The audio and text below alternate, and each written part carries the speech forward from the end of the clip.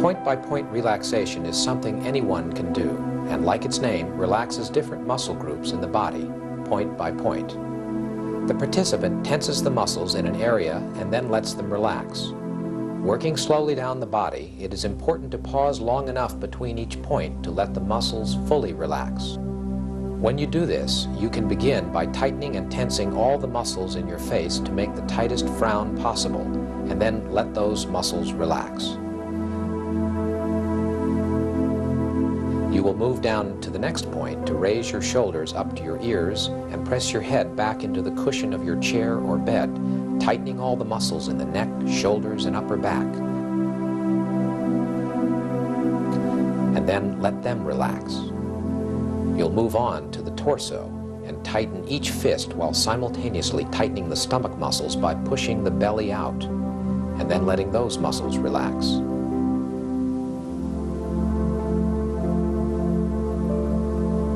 It's important in this exercise to take time in between each area, noticing any signs of heat or heaviness coming from the muscles.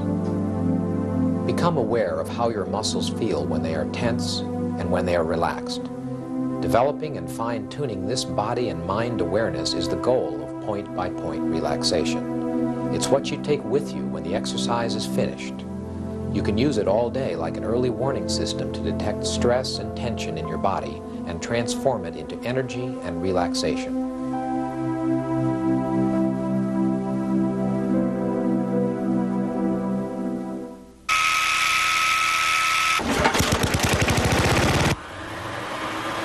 Our modern way of life has taken away many of the opportunities for physical exercise and exertion that were built into an earlier era.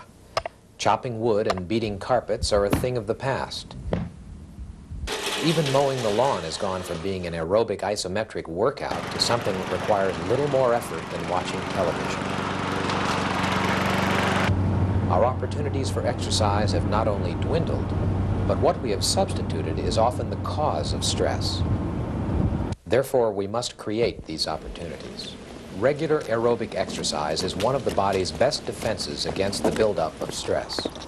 Besides burning calories, lowering cholesterol, and building muscles, aerobic exercise negates tension by sending a surge of oxygenated blood to tense, oxygen-deprived muscles. And to top it off, the body releases endorphins, which are in effect the hormonal opposite of the fight or flight response. Endorphins have been called the body's own natural high and are a set of chemicals that leave you feeling relaxed and at ease for hours after the physical exertion.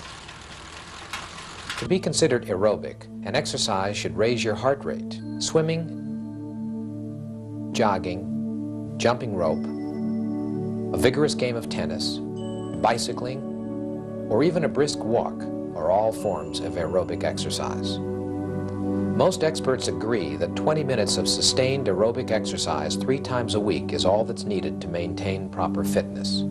During the exercise period, you'll want to keep your heart at a rate which is appropriate for your age group.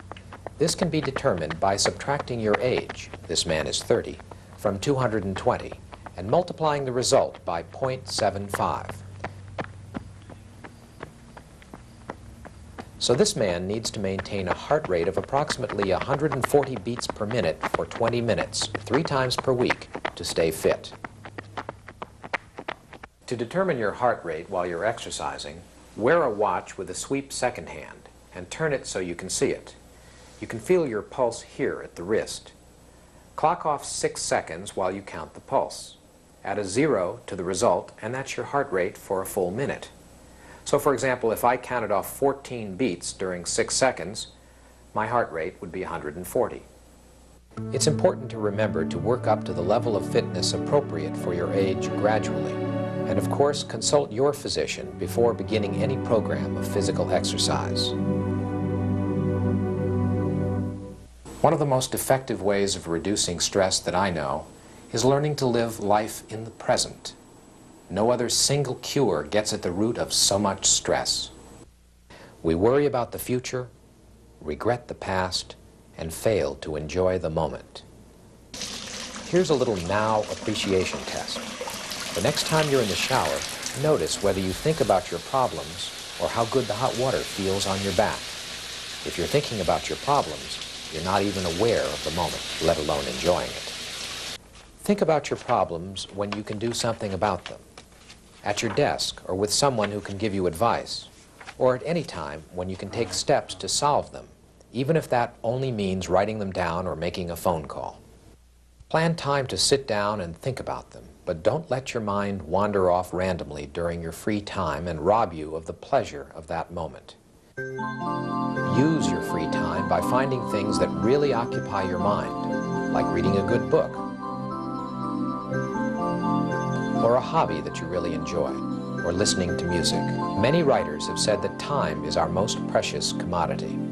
And when we worry about the future and regret the past, we're losing the time that we have right here and now. People who complain of depression, a common result of too much stress, invariably feel their lives are out of control. Studies have shown that stress-related illness occurs to people under the greatest pressures, but with the least influence or control. This may explain why more workers than bosses get ulcers. When life seems out of control, it's often the smallest things that are the biggest cause of stress. The traffic jam, a lost file, or an out-of-order sign can send us into a fit of rage. Seen in perspective, these problems are relatively minor. It is the underlying feeling of, I have no control over my environment, or why is this happening to me, that leads us to overreact in certain situations. Procrastination, disorganization, and always running late are classic signs that lack of control is a problem in a person's life. What people don't realize is that getting organized, leaving extra time for getting to work, tackling big projects, if only an hour at a time, not only solves that particular problem, but can significantly reduce stress on many other levels of a person's life. People in control have clearly established goals. They know exactly what they want and spend time each week planning how to attain their goals. They believe they can transform their environment and accept the times they can't as opportunities to learn and grow. They understand that taking control and planning allows them more time for enjoying life.